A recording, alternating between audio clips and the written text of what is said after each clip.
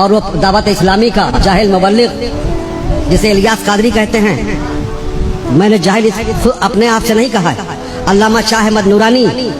جو دعوت اسلامی کے بانی تھے، علامہ شفیع کاڑوی جو دعوت اسلامی کے بانی تھے، علامہ اور بہت سارے علماء کرام جن کے نام اسماء اس وقت میرے ذہن میں نہیں ہیں، انہوں نے مجھ سے خود بتایا۔ میں نے ان سے پوچھا دعوت اسلامی کے تعلق سے حضرت کیا ہے، ان کی کیا حیثیت ہے، وہ کون ہے؟ تو علامہ شاہ احمد نورانی نے فرمایا تھا، اللہ رحمٰن نے اللہ تعالیٰ غریق رحمت فرمائے اور ان کی قبر کو گلزار جنت بنا دے۔ انہوں نے فرمایا کہ ہم تمام سنی علماء نے یہ دیکھا کہ پاکستان میں جماعت اسلامی کا بڑا زور بڑھتا چلا جا رہا ہے، تو اس زور کو توڑنے کے لیے اور سنیت کو بچانے کے لیے ہم نے دعوت اسلامی کا ہمارا ذہن بنا، تو ہم نے ایک جماعت قائم کی۔ اور یہ الیاس جو جاہل آدمی تھے، ان کے نام سے سارے علماء کو ایک کتاب مرتب کرنے کا حکم دیا گیا، اور سب کو عنوانات دیے گئے، سب نے عنوانات مرتب کر کے، اور اس کا کیا نام ہے، فیضان سنت نام سے وہ کتاب مرتب کی گئی اور ان کے نام سے اسے چھاپا گیا۔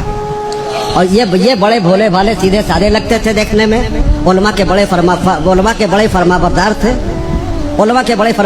تھے،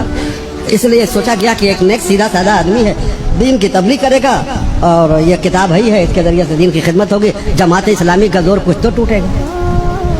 علامہ شاہ احمد نورانی رحمہ نے بڑے کرب سے مجھ سے فرمایا تھا کہ حضرت جب انہیں دعوت اسلامی کا امیر بنا دیا گیا تو اس شخص نے اس انداز سے اپنا گرگٹ کی طرح رنگ بدلا کہ اپنے تمام متبعین کو جو دعوت اسلامی سے متعلق ہوئے تھے، اس کے ممبر بنے تھے، سب کو تمام پاکستان کے سارے علماء سے متنفر کرنا شروع کیا، اور ایسا خوبصورت انداز اپنایا اور یہ ذہن دیا کہ پاکستان میں اگر کسی کی دستبوسی کی جا سکتی ہے، کوئی اس لائق ہے کہ جس کی دستبوسی کی جائے، کوئی اس لائق ہے کہ جس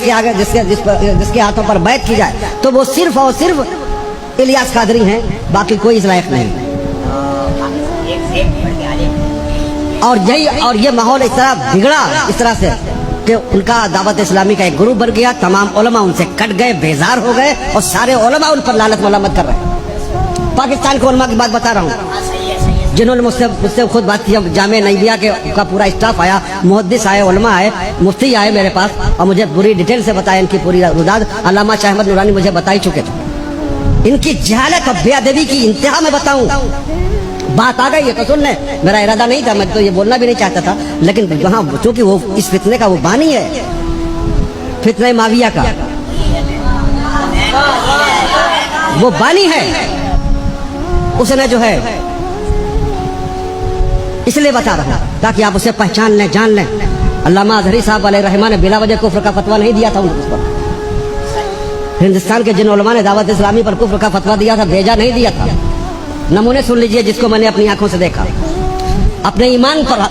اپنے کلیجے پر ہاتھ رکھ کے اپنے ایمان سے پوچھئے کیا یہ حق ہے، کیا یہ ایمان والے کا انداز ہو سکتا ہے؟ ان کے متبعین اپنے ساتھیوں کو جب انہیں مخاطب کرنا ہوتا ہے تو محمد محمد کہہ کے پکارتے ہیں، محمد کہہ کے پکارتے ہیں، حتیٰ کہ جب انہیں باتھ روم جانا ہوتا ہے تو مدینہ کہتے ہیں۔ اپنی آنکھوں سے دیکھا ہے میں نے، اپنے کانوں سے سنا ہے، جانا ہے باتھ روم، مدینہ مدینہ کے الفاظ استعمال کرتے ہیں۔ غیرت ایمانی کہاں چلی گئی ہے؟ کیا یہ ایمان ہے؟ پین پر مونوگرام مدینہ طیبہ کا گنبد خضرا کا مونوگرام بنا کے 24 گھنٹہ لگا کے رکھنا، نالین شریف کا مونوگرام سینے پر اور پگڑی پر لگا کے رکھنا، اور اسی کنڈیشن میں فریش باتھ روم میں جانا۔ یہاں تک آپ کو بتاؤں کہ انہوں نے انتہا یہ کر دیا کہ دعوت اسلامی والوں نے قرآن عظیم کی تباعت کرائی اپنے طور پر، اور قرآن عظیم کے سر ورق پر نالین مصطفیٰ صلی اللہ علیہ وسلم کی تصویر چھاپی۔ میں نے اپنی آنکھوں سے دیکھا، یقیناً نالین مصطفیٰ کی بڑی عظمت ہے، اس کی عظمت کا ہم اندازہ بھی نہیں کر سکتے، اس کی عظمت پر ہمارے دل و جان و ایمان سب قربان، نالین مصطفیٰ کی عظمت پر۔ لیکن نالین بہرحال نالین ہے، اور قرآن بہرحال قرآن ہے۔